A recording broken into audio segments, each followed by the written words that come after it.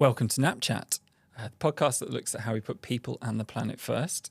In this episode, I'm joined by the co-founder of Knapton Wright, the juggler of all things life and business, and one of the most driven people I know.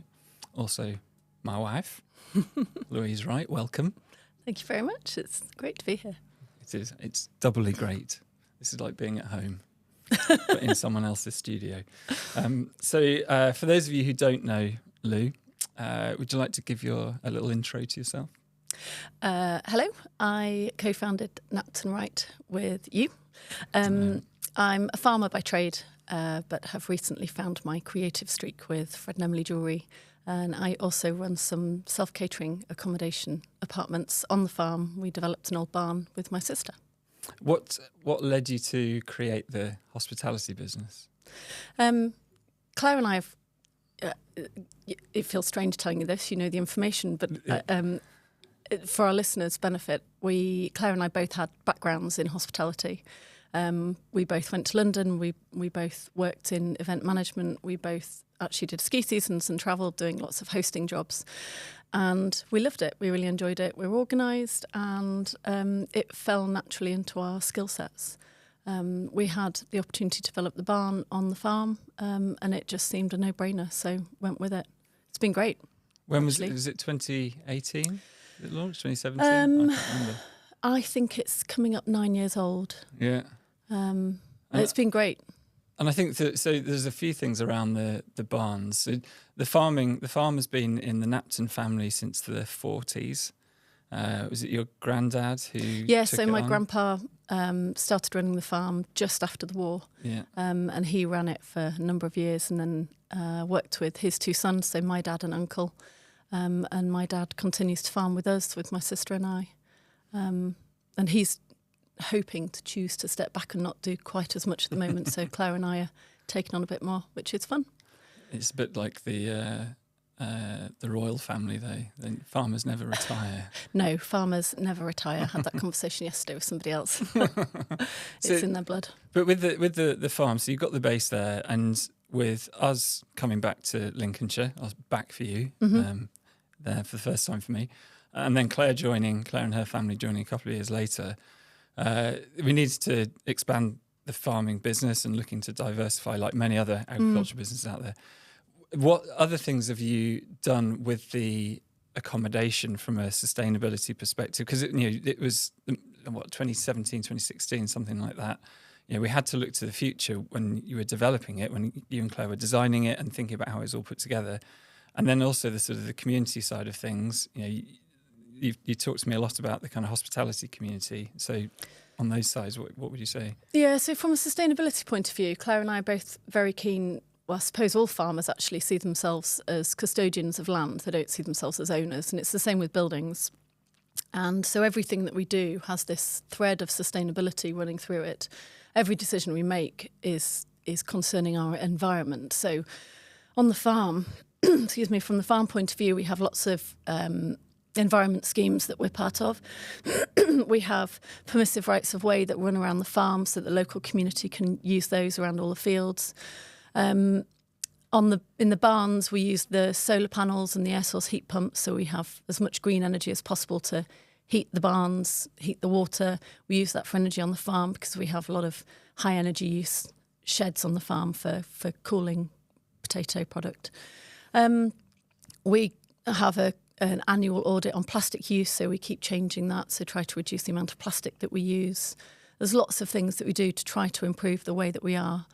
I'm sure we could be greener, but every decision we make we try to make it have an impact on the environment. And silly things like we've insulated the barns as much as possible to reduce the amount of energy that we use. And I mean, those buildings that you turned into the old granary, they would probably have fallen down over time. Yes. So it's about keeping that. Within that, we've tried to retain the heritage. That's just as important as the sustainability of the business. So we've got all of the windows are wooden. We've kept all of the archways and all the beautiful oak beams inside. We've tried to modernise it, but retain all the character and the heritage within that. So. And then some sort of the on the community side of things. I don't think you guys really expected that you would, you part of the Destination Lincolnshire, Visit Lincoln members, and you won a couple of awards on that front. Can you talk a little bit about how you sort of found yourselves in the middle of all these sort of different groups of people who are sharing ideas? Yeah, well, one thing about the hospitality industry is how welcoming it's been, which is quite different to any other industry I've really been in. When we floated the idea with friends, family, we were inundated with offers of going to look around other apartments. Now, on one hand, that looks quite strange because they're direct competitors, but they're saying, come and have a look around our apartments, come and see what we do, come and see the infrastructure that we have, the software that we use. And that was amazing. And we now try to do that back. We have a successful business that we're trying to bring people in. And what's quite interesting is that the industry, certainly the section of industry that we found ourselves in, although we're competitors, we all recognise that actually we're trying to lift the local area, lift tourism in our area. The more people that we drive to our area, the better tourism becomes. So it's kind of collective in its positivity. It's been incredibly supportive. So yeah, every I suppose people from other owners, other business owners locally in the towns around us, right through to Destination Lincolnshire, Visit Lincoln, everybody's been really supportive. It was, I think, quite unique in that way. I think that kind of, I mean, not to bring it back to the agency, but that was when we set up the business 10 years ago. That's what we wanted to. We wanted to have an agency that was heart of a load of collaboration. And I think it's interesting that the hospitality side of things and then the agriculture, in the agriculture world, farmers can be quite secretive about their yields and things like that. And no, they're not secretive. They tell you they yield, but it's always slightly inflated. Yeah. So it's all So I'll take away 10%, but it feels like everything that you do, that you're involved with, from the farm, the agency, the accommodation, your jewellery. It's about sharing ideas and building a community. And I think that's when we set up the agency. It was just the two of us, and we sort of said, well, what can we do to give young people a chance to develop their skills and to do something they wouldn't necessarily normally have done, and also returners. So we were just into our 30s, and we looking around about what can we do when we move back up here, or let's work for somebody and then let's set something up ourselves. And I think that that sort of learning from other people and being really open. I think what we do as an agency is we learn out loud. And when I look at your, you were pretty scathing about Facebook in the days when I was working there, and now you use Instagram and Facebook a lot to promote the old granary and to promote Fred and Emily. But you're showcasing what you do through those media, and it's amazing how it's all kind of spun round, and you're learning from that, and that wasn't your natural environment, but it feels much more like your environment now than mine, I would say. In what sense? From a community point of view, or? Yeah, so you will share what you're doing on your jewellery channels. You'll be like, I made this today, this is how I did it, blah, blah. You don't care about other people seeing your kind of secrets. Obviously they're hiding. Yeah, that's taken a while. Yeah. It's challenging for everybody, I think, to put their face out there. But actually, going back to the community aspect, there's been so much support. You get so much positive feedback in all the industries that I suppose I'm in, and they're all very different. Everybody's been uplifting. People will comment or write in or send reviews, and that's the real positivity, and that's what lifts me in all of my different, I suppose, roles. And helps me to carry on, because everybody falters at some point, don't they? But that support that you get and the friendships that you develop when you're working with people. I've had collaborations with other farmers, other women who farm, who are juggling the same things that I do: children, farm, small business. And so I've created jewellery collections with her. I've worked with other people who have accommodation, stockists for jewellery. And so I've created those friendships, and everybody's lifting everybody up. So, yeah, it's thoroughly enjoyable, actually. It's just another small business community, I suppose. Yeah, and some of that happens to be local, some of it's a bit further afield. I think that's it's a great thing. It's amazing how many female entrepreneurs there are within our kind of, 5 miles of where we live in and they Lincolnshire. all overlap. So I work with people. I work with one stockist. She's also a farmer. I work with this other lady who I've done a jewellery collection with. She's a farmer. So it all overlaps, which is amazing. Never expected that, but it's been a real bright light within that is great. Do you think that, just thinking about the accommodation, do you think that the sustainability side of things has made you more attractive to some of the businesses that have stayed with you, from the Humber Bank, from you've had people from Ørsted, Siemens, Phillips 66 have stayed with you? I would say it's definitely a consideration of theirs, yes. And the same goes with tourists. People are looking more and more these days for something that doesn't impact the environment, somewhere that they can go and enjoy their time, or feel that they're staying somewhere whilst they're working that isn't impacting anything. So yeah, I do think it's becoming more and more important to people. Are people surprised when they meet you as the farmer and they're like, oh, you're a woman? I often get asked if they can speak to the farmer, and I say yes, I am. Hello, nice to meet you. Or wheel Claire out. Get your sister involved. But very quickly, it's becoming more and more norm. I think I've been back about 12 years now, and I didn't know that many women in farming, direct farming. There's loads of women in the agriculture industry, but now there's more and more women who are, excuse me, out there farming, and that's great. Yeah, it's great to see. And there's a lot. I mean, it's not just farming; it's the diversification that come off it. If you think about Amy and her shop business, and the shop at South Elkington. Yeah, there's a lot going on. And she farms cattle, her Lincoln Red cattle. So yeah, there's loads of offshoots. I think it's interesting. The more I'm frequently told by the Knapton family that I'm not a farmer. I didn't grow up on a farm, and I wouldn't really understand it in a very nice way. But the more I learn about it, the more I see that sustainability is at the heart of everything. So, farmers, the agriculture community, have been in the news a lot since the budget back in November, and I think that's shone a light on various different practices of agriculture. And I think from the agency perspective, when we work with our farming clients, particularly in regenerative agriculture, we see that it is just, it's inherently part of every day, looking after the land, making sure it's there for the next generation, for the generation after that, whether it's, actual our generation like bloodline, or whether it goes to somebody else, or whether it's used. And I think farmers are having to become more kind of, as you say, custodians of the land. But they need the support of other people, don't they, to make sure that their land can remain usable for growing food and. So it's really important that we look after their land. There's a saying goes that we're less than 100 harvests left of good quality soil, and that's terrifying. And at the moment, everybody's thinking about food security. Where are we getting our food from? Can we sustain it domestically within this country? And food is going to become more and more important to grow. And there is a balance. There's a balance that farmers are always trying to make, and that also obviously comes with profitability.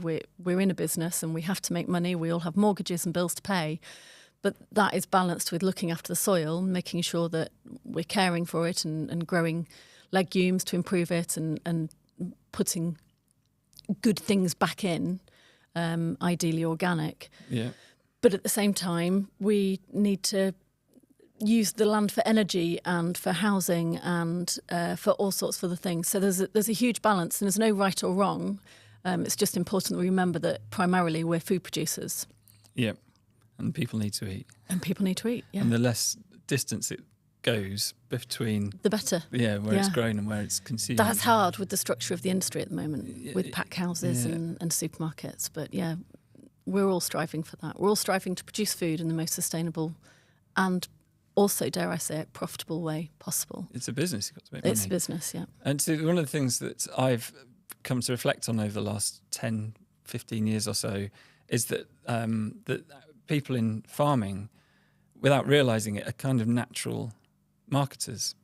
They've got to promote the quality of the product that they're creating. They've got to think about it all the way. Your dad is very keen and quite rightly on a tidy yard and everything being smart, because that's the first impression that people have when they come, whether they're coming to to sell you something, or whether they're coming to buy something from you, or just coming for a coffee. If it's tidy and it's clean, then you've got the assumption is that the rest of the production process is as well. And I think that's something that is overlooked. And I think that I do wonder, or do you think that being immersed in farming for you at the early part of your life, and then disappearing off down to London in your 20s, and then coming back. Do you think that sort of marketing is why you've become good with the events management, the events promotion, the events marketing, and then into the agency side of things? Yeah, well, I think running through all of that is one key theme, and that's relationships. Yeah. So the relationship that you have as a farmer is, if you can't build relationships, then you sit on your farm all day and you don't meet and greet anybody. And firstly, that's isolating and no good for anybody's mental health. And that's a major issue at the moment in the industry. But secondly, if you don't have relationships, you can't market your grain, you can't market your potatoes. You have to have a really good relationship with your traders. You have to have a good relationship with the people that are selling you fertiliser and machinery. And that goes back down to London you were talking about. You have to have a relationship with your production company, with your hosts, with the team around you. It goes all the way through, right back to the marketing. Now at Knapton Wright, having a good relationship with clients, having a good relationship with the team and the staff that we work with, and right through to jewellery. When I go to shows and fairs, and people come up to me and talk to me about how I make my jewellery and where it's made and what it's made from, that's all about building a relationship and selling a story. Yeah. And that's where the marketing comes through. It feels like a natural fit for everything. It's interesting, the jewellery side of things. So you've been doing that for 3 years now? Yep. And how did that begin? Well, I probably need to go back about 20 years, which makes me feel really quite old. But I did a design degree at university. And then after my degree, I couldn't draw. I'm really, really bad at drawing, so I couldn't go into design. That's true. I'm terrible. So went away travelling and ended up in London in events jobs, which was great. Didn't have any kind of creative role for quite a long time and missed it, but then had children. We moved back here and started farming and still didn't have a creative role. But something just kept niggling at me that I wanted to do something creative, and I couldn't work out what it was, and it took me ages to find it. And it was only really when I went on just a 2-hour course to Cleethorpes, to another small business, and made a bangle, and got back in the car and was silent for about 20 minutes and knew that was it. I was immediately hooked. People talk about those light bulb moments, which sounds really odd and strange, but it really was just a kind of a flick of a switch. This is it. This is what I love. And then I got home and spanked loads of money on jewellery making kit, tools and silver, and loved it, and basically haven't stopped since, and taught myself through. I've done a few little courses elsewhere, but mainly taught myself on YouTube and Google and just trial and error, and love it, and absolutely love it. Actually, it's a passion now. You do seem to get into the flow with that, don't you? You kind of immerse yourself in creation. There's always banging and crashing. Yeah, sorry, and then I workshop. Disappear off for about 6 hours, and you don't see me, and then I forget that time's passed and it's dinner. For me, it's nice to go to the shows where when you have a stand and things, and see people talking to you and asking you about it, rather than just you treating it as a shop. They want to know about how you've made it. And they want to know about why and the story behind it. And people seem to have bought into that. I think it's handmade. It's made by me, or it's being carved in wax by me. It's designed by me. It's all personal, isn't it? Some of it can be personalised. Some of it's not. Some of it's commissions. And people come up to me and say, "Oh, I'm wearing your bracelet or necklace," or I see people in the street that I don't know wearing it, and that's amazing. That's really, really amazing. And didn't someone send you a picture from Australia of them on a beach? On a beach. I know. They could have invited us over maybe, but that wasn't even Rob, was it? No. It was before Rob moved out there. No, maybe I need to get Rob on a beach wearing some jewellery. Yeah. He's got his ears pierced, so... Yes. Yeah. I'll send him some stuff. So I think that the everything seems to be tying into each other, doesn't it? So when we talked in the early days about, sort of not the early days of the agency, but the early days of focusing the agency on sustainable brands, or brands that put sustainability first, brands that put the planet, people, you would, I was a little bit, because you're not in the agency as much as maybe you'd like to be, or as maybe as I'd like you to be, because you've got a million other businesses. Yeah. When I floated that to you, and I was pleasantly surprised by your positivity towards it and your kind of warmth. Like, oh, that sounds like a good idea. Let's do that. Let's try it. And I think that probably came from your experience of the old granary and farming and knowing what was out there. And I think it's at our heart, probably one of the things that brought us together, apart from hockey and pubs in Battersea was that we do want to do the right thing.